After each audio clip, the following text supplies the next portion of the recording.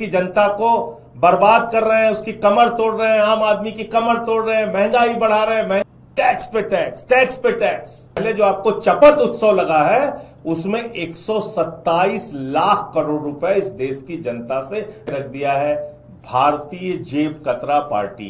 पुराने वाले जीएसटी को कोस रहे, कह रहे 18% था, हमने 5 कर दिया। तो किया 18 किसने था? आप ही ने तो लगाया था प्रभु। दवाई पर, आटे पर, दही पर, किस पर जीएसटी नहीं लगाया? आपने घटा दिया तो आप चाह रहे उसमें भी आपकी बढ़ाई हो। नमस्कार, आदाब दोस्तों, हमारा नाम है आजाद और आप देख रहे हैं आजाद बोल। वर्तमान सरकार कोई भी कानून लाना होती है तो चस्ती है प्रोपोगेंडा, और रात को 8 बजे मोदी जी आ जाते हैं, कहते हैं कि कल से यह कानून लागू हो जाएगा। देश में कई सारे शगुफे छोड़े जाते हैं, कहा जाता है कि एक देश एक कानून होना चाहिए, एक देश में एक चुनाव होना चाहिए, एक साथ चुनाव होना चाहिए। उसी तरीके से कानून की शक्ल दे करके एक देश एक जीएसटी का नारा दिया गया और जीएसटी को लाकर के जनता के ऊपर थोप दिया गया।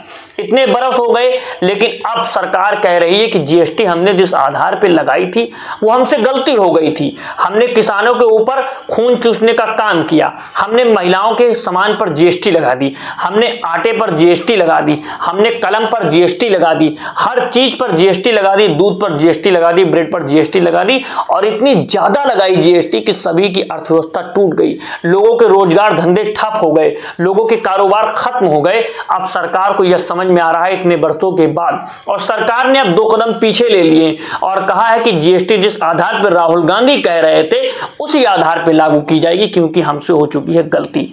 अब गलती स्वीकार कर रही है, लेकिन उसका भी ढिंढोरा पीटा जा रहा है कि यह हो गया है मास्टर स्ट्रोक। कि जनता तो समझ रही है कि सरकार बिना नीति के आधार पर कुछ भी लाकर के सामने आपके पटक देती है, उसे कोई फर्क नहीं पड़ता है, और पीछे होती है, उसके बाद बताती है कि यह मास्टर स्ट्रोक है। गोदी मीडिया प्रशंसा करने में लग जाता है, देखिए अच्छे दिन का वादा किया गया था, अच्छे दिन आ गए हैं, इसी आधार पर सारी चीजें होती हैं।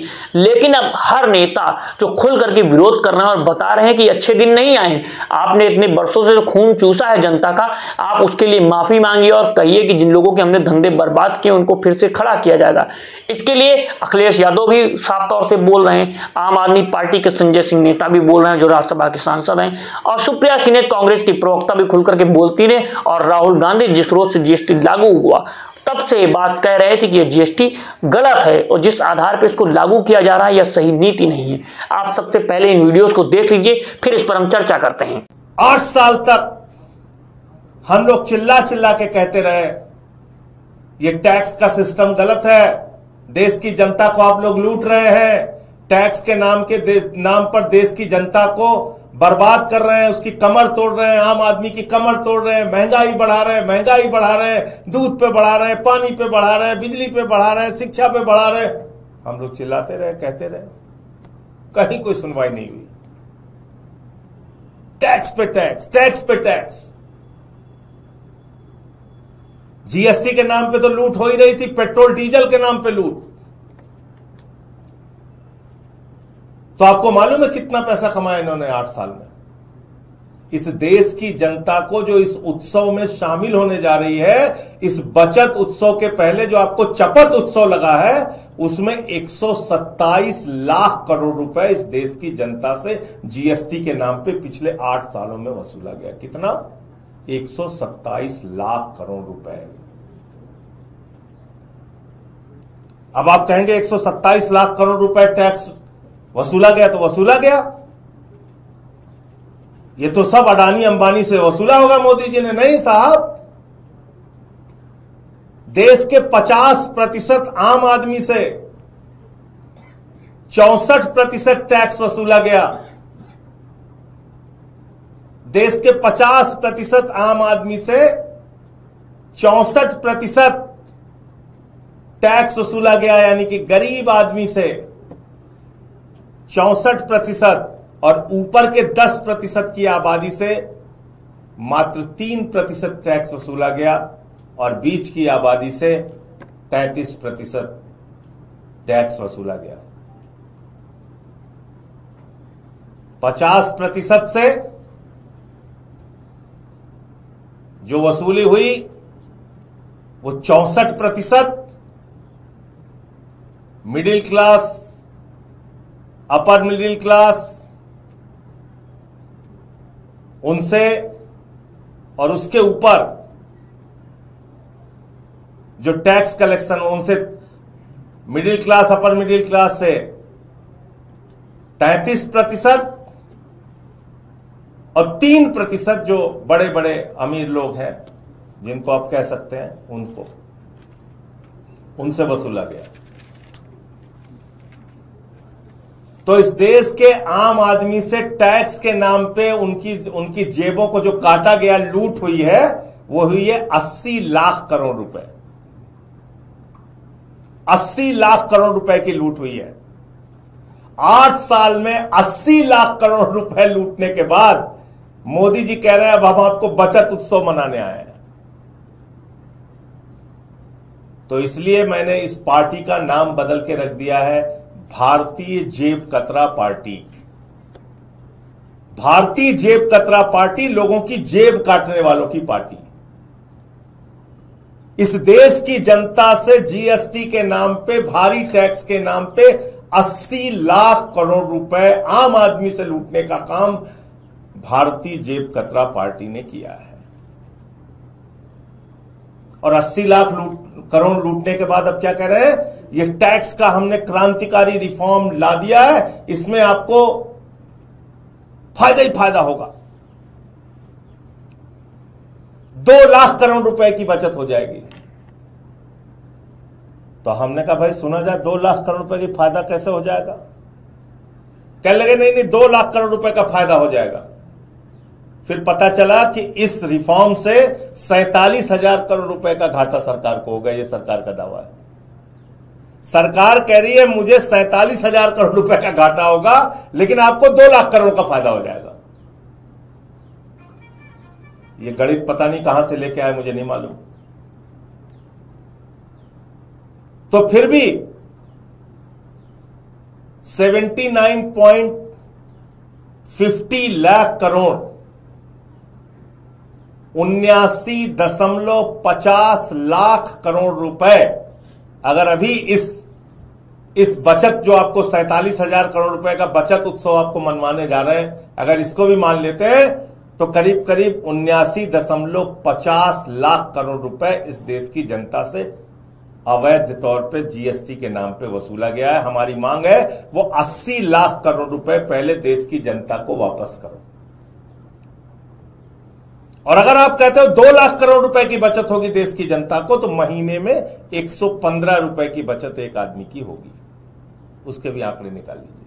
आपने संजय सिंह जी की वीडियो देखी, वो साफ तौर से कह रहे हैं कि जिस तरह से जीएसटी लागू किया गया सही नहीं है, यह आधार सही नहीं है, इस तरह से जीएसटी लागू नहीं हो सकता और इस आधार पर सरकार नहीं चल सकती। आप इसके बाद देखिए सुप्रिया जी का। मैं थोड़े विस्मय में हूं।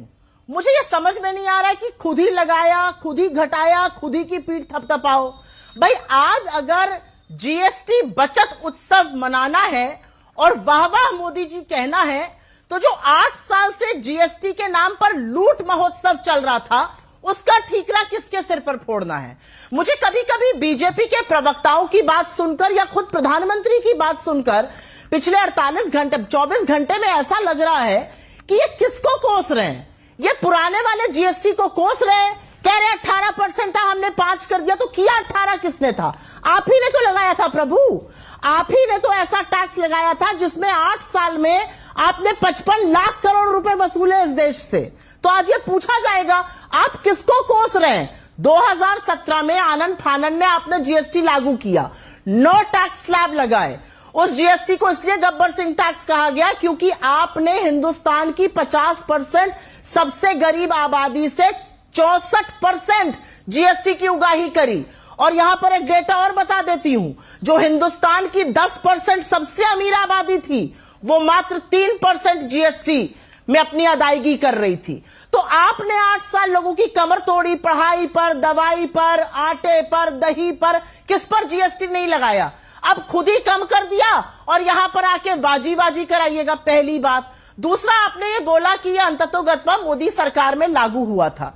यहां पर आपने मोदी जी की एक बाइट सुनाई। आपको मोदी जी की 2016 वाली वो स्पीच भी सुनानी चाहिए जिसमें वो खुलेआम कह रहे हैं और खुलकर कह रहे हैं कि एज चीफ मिनिस्टर मुझे बड़े एप्रीहेंशन थे, इसलिए मैं विरोध करता था।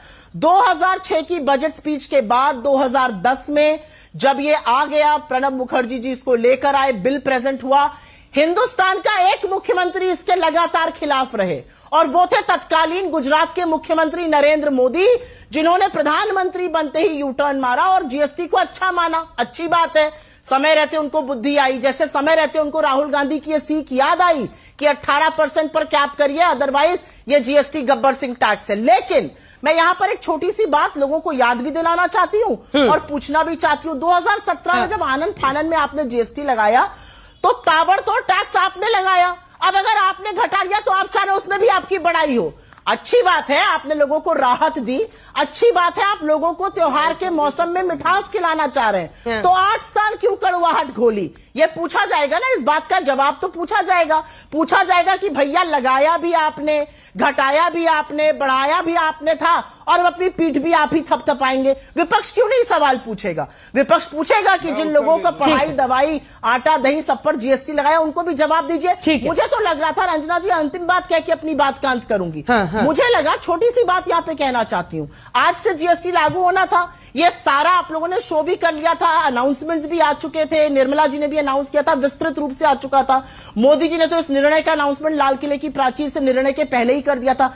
कल मोदी जी क्यों आए? मुझे तो लगा मोदी जी आएंगे, देश के सामने पहली बार सच बोलेंगे और कहेंगे कि मैंने जीएसटी में बहुत वसूली करी, मुझे माफ कीजिए। ठीक है, मोदी जी कल 5 बजे बोले क्योंकि 8 बजे पाकिस्तान से मैच खेलना था। आपने सुप्रिया सिन्हा जी का भी वीडियो देखा कि वो साफ तौर से बता रहे हैं कि जो 8 साल से लूट की सरकार चल रही है, ये जनता को क्या जवाब देगी और किस आधार पर उन्होंने लोगों की बखिया उखेड़ी और गोदी मीडिया के एंकरों को भी खामोश करा दिया। बीजेपी के प्रवक्ताओं की तो बोलती फूट नहीं पा रही, क्योंकि वो कुछ समझ नहीं रहे हैं कि मोदी जी करना क्या चाहते हैं। कभी कुछ कहते हैं तो हम लोग ताली पीट देते हैं, कभी कुछ सही कहते हैं तो ताली पीटनी पड़ती है, हर बात पे पीटनी पड़ती है ताली, उसी आधार पर सरकार चल रही है। आप यह वीडियो तो आप मुनाफा जो लोग कमा रहे हैं जिसकी वजह से महंगाई है, क्या मुनाफे से महंगाई नहीं बढ़ी है और इनके भ्रष्टाचार से नहीं महंगाई बढ़ी है? और दूसरा, अब तक तो आपने लूटा ना, इसका मतलब जीएसटी आपने गलत लगाई। आप सोचिए आपको कितने साल लगे, आपको 9 साल लगे, 9-10 साल लगे, 9-10 साल लगे आपको ये जानने के लिए कि रोटी पे जीएसटी है, दूध पे जीएसटी है। सोचिए गरीबों की चीजों पर जीएसटी है, आपको इतने साल लगे ये जानने के लिए कि गरीब को आप महंगा दे रहे हैं। इसलिए दुख होना चाहिए।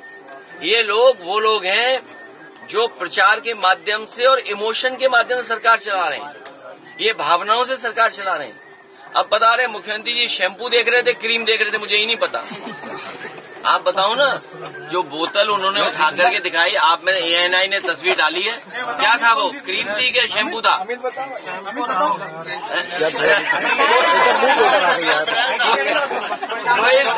कोई साथी ये बता रहा है, कोई साथी इनमें से ही बता रहा है, क्योंकि शैम्पू सस्ता हो गया इसलिए मुख्यमंत्री जी शैम्पू ले रहे हैं। अच्छा, उन्हें शैम्पू क्या जरूरत है बताओ?